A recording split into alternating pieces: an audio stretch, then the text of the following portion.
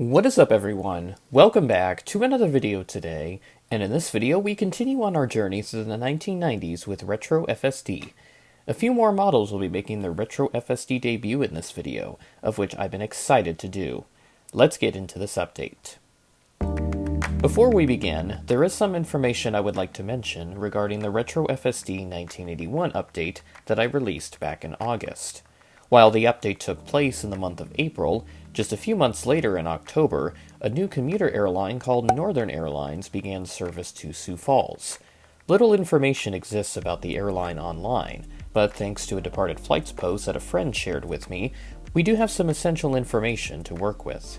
Northern Airlines operated a route network that spanned Minnesota, South Dakota, Iowa, and Nebraska, with Sioux Falls seeing direct service to Mitchell, Brookings, and Minneapolis. Northern Airlines operated the Aerospatiale Nord 262 turboprop airliner.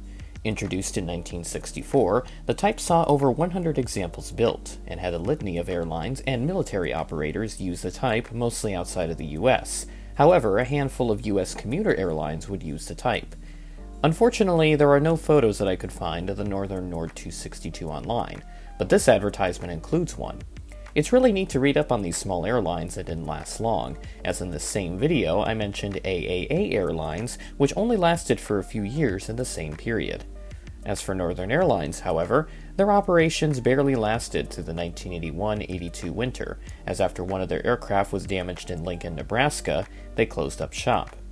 As for the aircraft type, I checked Shapeways, and unfortunately, there's no Nord 262 in 1:400 scale available, so even if I were to come back to this year right now, I wouldn't be able to represent this airline. Hopefully in the future, this will change. Advancing in time by 13 years, 1994 marked a change for one of the mainstay routes in Sioux Falls. Delta Airlines, who had acquired Western Airlines in 1987, discontinued service to Sioux Falls from Salt Lake City direct and also via Rapid City. Delta Connection, operated by SkyWest Airlines, however, would continue to operate this route, utilizing the Canada Air regional jet, which you all may know as the CRJ. This service wasn't sustained much longer, though, as by 1996, the service was cut entirely. Unfortunately, a Delta CRJ 200 in this particular livery, the widget livery, does not exist in 1:400 scale, so we'll be missing out on this service for now. Another major highlight for air service was Air Midwest Beechcraft 1900s, operating from Sioux City in Kansas City.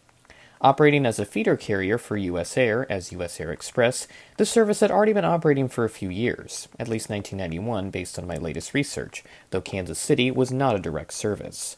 Air Midwest used a Beechcraft 1900D at this time, and also the C variant, and thanks to these 1:400 scale Shapeways Beech 1900D models I purchased a couple of months ago now, I can represent this service in this Retro FSD update. Outside of those services, we have the usual suspects in Northwest and Northwest Airlink operated by Mesaba to Minneapolis, TWA to St. Louis, United to Denver and Chicago, and United Express to a handful of cities, including Minneapolis, Norfolk, Nebraska, Spencer, Iowa, and Yankton, South Dakota, which were operated on various types, including the Beechcraft 1900 and the Embraer EMB 120.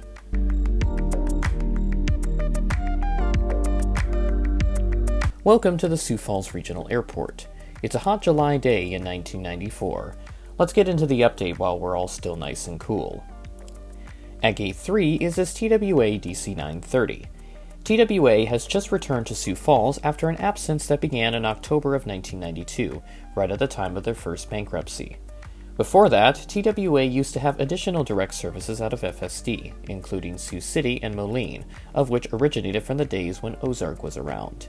When TWA returned in the summer of 1994, it was only a direct flight to St. Louis, operated 3 times daily. A mix of DC-910 and DC-930s were operated on the second run of this route, with the latter type taking over entirely later in the 1990s.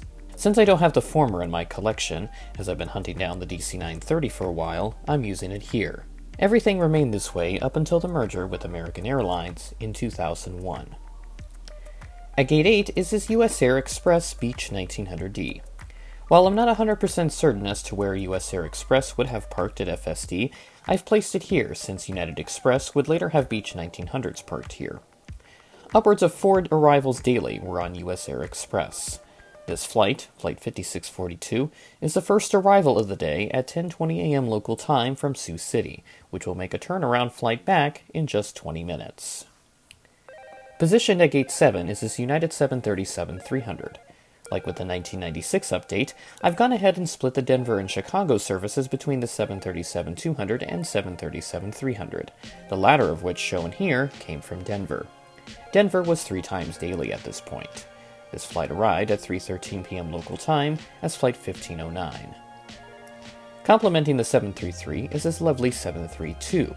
It is possible that the 733 was used on the Chicago routing, however, for consistency's sake as with the 1996 update, I've gone ahead and kept the same aircraft on the same routes.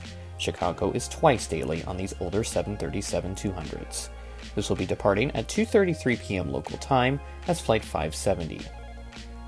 At Gate 4 rests this Northwest DC-930.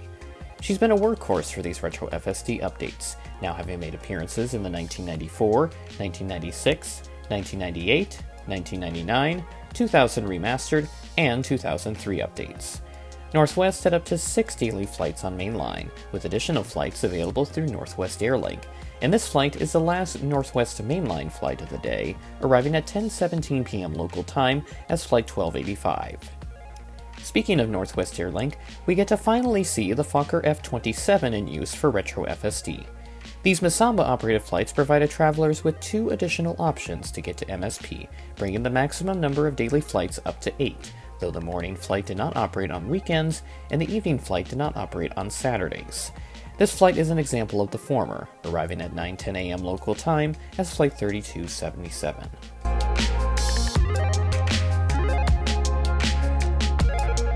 And that will do it for this Retro FSD update.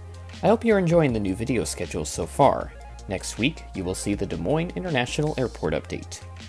Keep an eye out for content from the 2023 MSP Airline Collectibles Show, which will begin to roll out on the week of October 15th. More details will be coming in a preview video by the middle of next week. I'm hopeful to get some great aviation memorabilia here. Perhaps an American Fokker 100 if I'm really lucky, but I'm not placing my bets on this one. With that being said, that is the end of the video. Thanks for watching, and I will catch you in the next video.